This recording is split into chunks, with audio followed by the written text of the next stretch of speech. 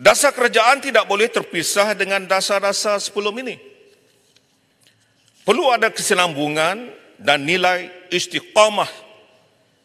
Walaupun berbeza pegangan politik, demi untuk memastikan negara kekal berada pada landasan tepat untuk menuju ke matlamat yang sama.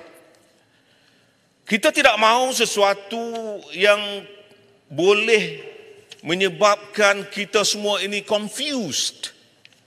Dalam Dewan semalam, saya melihat apa yang diberikan kepada kita melalui rancangan Malaysia ke-12 sebagai contoh. Malaysia madani, mampan, sejahtera, berpendapatan tinggi. Alhamdulillah, perkara yang baik yang perlu kita semua berikan ucapan tahniah kerana buku ini mengiktiraf akan konsistensi yang harus kita lakukan melihat kepada rancangan yang telah pun kita bentangkan pada rancangan Malaysia ke-12 2021-2025, Malaysia makmur, inklusif dan mampan. Saya ucapkan tahniah. Tetapi yang saya rasa terkilan sedikit adalah apabila mendengar ucapan Yang Amat Berhormat Tambun, di mana istilah-istilah yang digunakan? Contohnya, tema jadi tumpuan. Dalam buku ini tema. Tapi dalam ucapan jadi lain. Jadi ketika itu kita tercari-cari. Tak apalah. Yang Amat Berhormat Tambun ni dia expert dari penggunaan bahasa.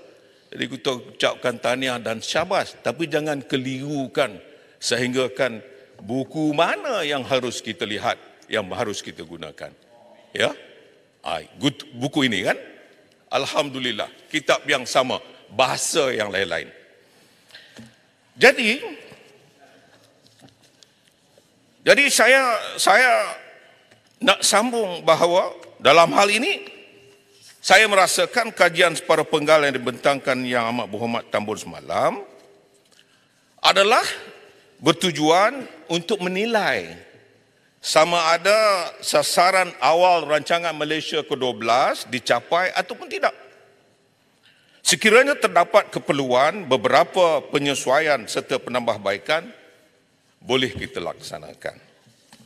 Contohnya, kita perlu tegaskan bahawa kajian separuh penggal tidak boleh bersifat seolah-olah mahu mengubah keseluruhan hala tuju rancangan Malaysia ke-12. Jika ini yang cuba dilakukan oleh kerajaan yang ada sekarang ini, ia akan menimbulkan suasana haru biru, khususnya kepada anggota penjawat awam yang bertindak sebagai badan pelaksana. Tambahan pula data-data yang disebutkan oleh Yang Amat Berhormat Tambun yang memperlihatkan pencapaian memberangsangkan ekonomi negara sehingga 2022. Itu berlaku sewaktu zaman pentadbiran Perikatan Nasional yang digarap berpandukan Dasar Wawasan Kemakmuran Bersama 2030. Yang Amat Berhormat Tambun sebut dalam tempoh 2 tahun pertama rancangan Malaysia ke-12, yakni dari tahun 2021 hingga 2022, negara mencatatkan pertumbuhan purata KDNK 5.9% tahun. Alhamdulillah. Manakala 90% daripada 175 sasaran telah mengikut jadual, dengan 31% daripadanya telah mencapai sasaran. Alhamdulillah. Ini membuktikan bahawa apa yang dilaung-laungkan, yang dikatakan dulu tak betul, macam-macam tak betul tu, tetapi dari segi fakta kan, dari segi fakta, ini membuktikan bahawa ekonomi negara terletak di landasan yang tepat dalam pemerintahan kerajaan yang lepas. Pendapatan negara kasar PNK per kapita juga lebih tinggi, iaitu 52.968 pada tahun 2022 berbanding 42.838 pada tahun 2020. Begitu juga dengan kadar pendapatan rakyat yang bertambah baik, di mana pendapatan purata bulanan isi rumah meningkat kepada RM8,479 pada tahun 2022 berbanding RM7,901 pada tahun 2019. Malahan pada tahun 2022, ekonomi Malaysia mencatat pertumbuhan paling tinggi dalam tempoh 22 tahun apabila berkembang 8.7%.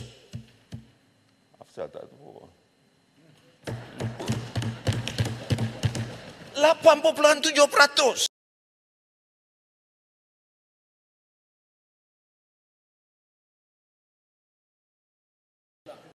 Saya ulang.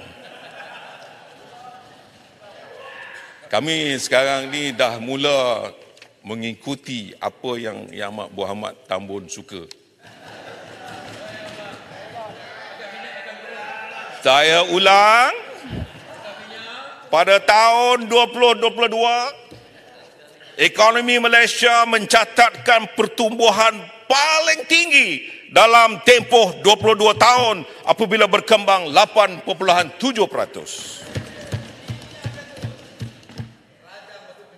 Larut. Sekaligus pencapaian terbaik dalam kalangan negara Asia Tenggara, mengatasi Vietnam yang mencatatkan pertumbuhan 8.02%, Filipina 7.6%, Indonesia 5.01% dan Singapura 3.8%, Thailand 3.4%. Minta pencerahan sedikit, bahan baru. Ini semua adalah data yang diperolehi sewaktu pentadbiran Perikatan Nasional. Larut, jangan aku angkat baku sendiri. Maknanya tiada kita tahu bahawa ekonomi ini daripada low base. Yang Berhormat bayan baru ini floor Larut. Ya. Minta pencerahan sikit, Larut. Larut, jangan aku angkat baku sendiri, ya. Kita tahu bahawa low base itu 2020. Duduk Yang Berhormat bayan baru floor Larut. Kalau dibenarkan oleh Larut, then is your floor dengan izin. Tuan-tuan, ini semua adalah data yang diperolehi sewaktu pentadbiran Perikatan Nasional.